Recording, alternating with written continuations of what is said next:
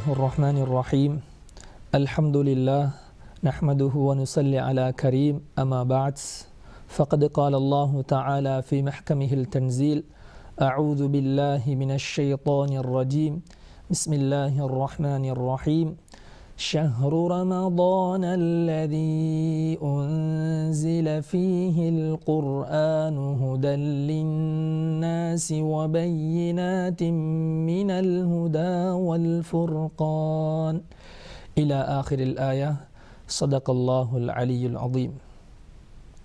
الحمد لله. ரமதானுடைய கண்ணியத்தை பற்றி சொல்லக்கூடிய, அதனுடைய சிறப்புகளை பற்றி நேர்களுக்கு சொல்லக்கூடிய இஃப்தார் விஷேட ஷஹ்ரு ரமதான் முஸ்லிம் நிகழ்ச்சியில் சந்திப்பதில் மிக மகிழ்ச்சி அடைகிறேன். அல்ஹம்துலில்லாஹ்.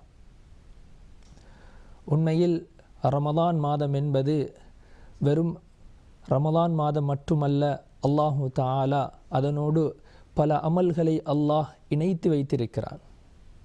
அதிலும் மிக முக்கியமாக அல்லாஹு தஆலா குர்ஆனை ரமலானோடு ஒன்றோடு ஒன்று பிணைத்து வைத்திருக்கிறான்.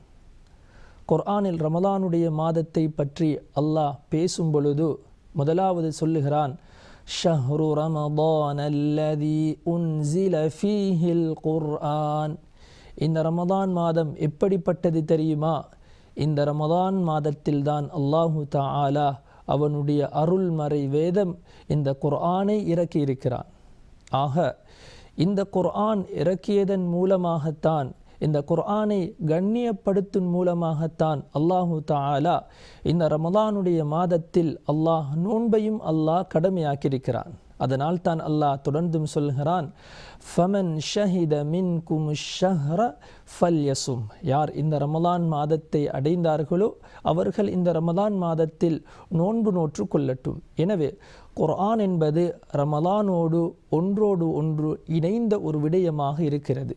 அதனால் தான் ஸல்லல்லாஹு அலைஹி வஸல்லம் அவர்கள் ரமலானை அடைந்தால் ஏனைய அமல்களை விட, ஏனைய அமல்களுக்கு முக்கியத்துவம் கொடுப்பதை விட முஹம்மது ஸல்லல்லாஹு அலைஹி வஸல்லம் அவர்கள் இந்த ரமலானுடைய மாதத்தில் குர்ஆனுக்கு அதிகமாக முக்கியத்துவம் கொடுத்திருக்கிறார்கள். அதிகமாக குர்ஆனை ஓதக்கூடியவர்களாக ஸல்லல்லாஹு அலைஹி வஸல்லம் அவர்கள் இருந்திருக்கிறார்கள்.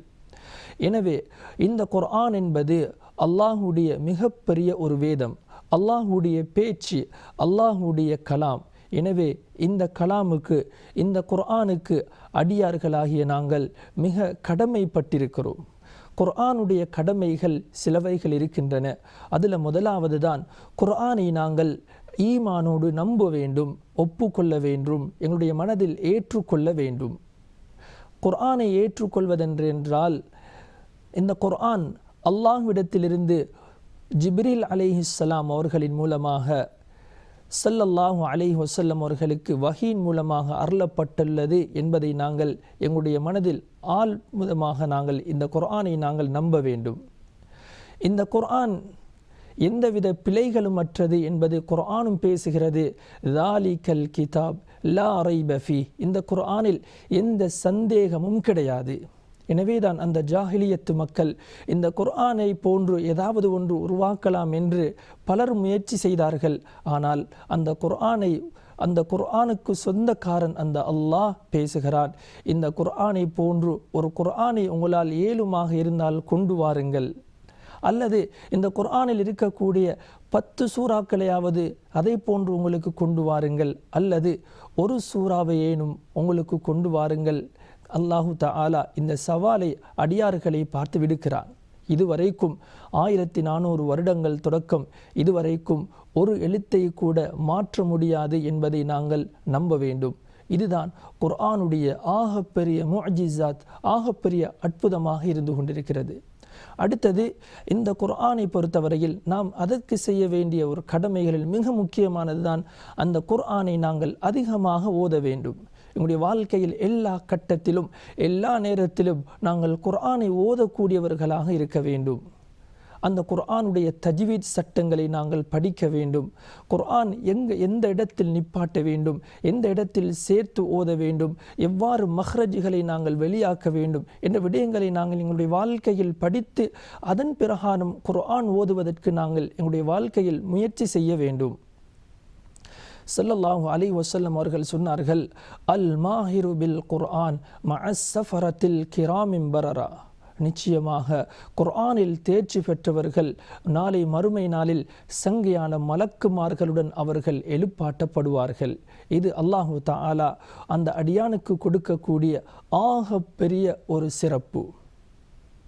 அது மட்டுமல்ல, இந்த குர்ஆன் யாருடைய வீட்டில் ஓதப்படுகிறதோ, குர்ஆனுடைய சத்தம் யாருடைய வீட்டில் கேட்கப்படுகிறதோ, சொன்னார்கள் ஸல்லல்லாஹு அலைஹி வஸல்லம் அவர்கள், அந்த வீட்டில் அல்லாஹுடைய ரஹ்மத் இறங்கும்.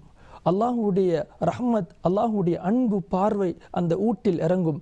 தனக்கபத் அன்ஹு ஷயாத்தீன், ஷைத்தானுடைய ஊசலாட்டங்கள் அந்த வீட்டை விட்டும் கலண்டு போய்விடும். இது குர்ஆனுக்கு கொடுக்கக்கூடிய மிகப்பெரிய ஒரு சிறப்பு. அதே போன்று எந்த வீட்டில் குர்ஆனுடைய சத்தம் குறையுமோ அந்த வீட்டில் ஷைத்தானுடைய ஆதிக்கம் அதிகமாக இருக்கும். எனவேதான் அதிகமாக எங்களுடைய வீடுகளில் நாங்கள் சூரத்துல் பக்ராவை நாம் ஓத வேண்டும். அதே போல இந்த குர்ஆனுடைய சிறப்பை சொல்லும் பொழுது சொல்கிறார்கள், இந்த குர்ஆன் யார் அதிகமாக ஓதுகிறாரோ அவருக்கு இந்த குர்ஆன் மறுமை நாளில் சிஃபார்சு செய்யக்கூடியதாக இருக்கும். அல் குர்ஆனு ஷாஃபிஇன் முஷஃபஉன் லி அஸ்ஹாபிஹி. இந்த குர்ஆன் அவருக்காக நாளை கியாமத் நாளையில் சிஃபார்சு செய்யக்கூடியதாக இருக்கும். எனவே அன்பார்ந்த நேயர்களே, நாங்கள் ரமலான் மாதத்தை அடைந்திருக்கிறோம். ரமலானுடைய சிறப்புகள், ரமலானில் குர்ஆனுடைய சிறப்புகள், ஓதுவனுடைய சிறப்புகளை சொல்லிக்கொண்டே போகலாம்.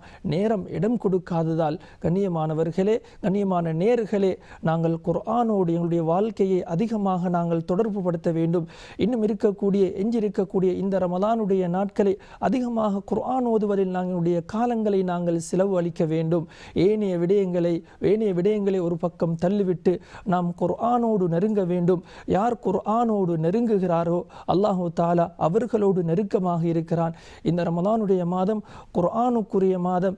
எனவே நாங்கள் குர்ஆனை நெருங்குவதோடு அந்த குர்ஆனின் மூலமாக அல்லாஹ்வுடைய நெருக்கத்தை அடைய வேண்டும். அல்லாஹ்வுடைய நெருக்கத்தை அடைந்து அவனுடைய மேலான பொருத்தத்தை அடைந்து எந்த கண்ணும் கண்டிடாத, எந்த உள்ளமும் சிந்தித்திராத அந்த மேலான உன்னதமான ஜன்னத்துல் ஃபிர்தௌஸை அடையக்கூடிய அடியார்களாக நாங்கள் மாற வேண்டும்.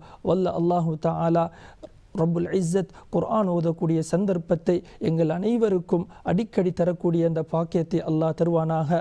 ஆமீன். வ ஆகிர் தஅவானா அனில் ஹம்துலில்லாஹி ரப்பில் ஆலமீன். அஸ்ஸலாமு அலைக்கும் வ ரஹ்மத்துல்லாஹி வ பரகாத்துஹு.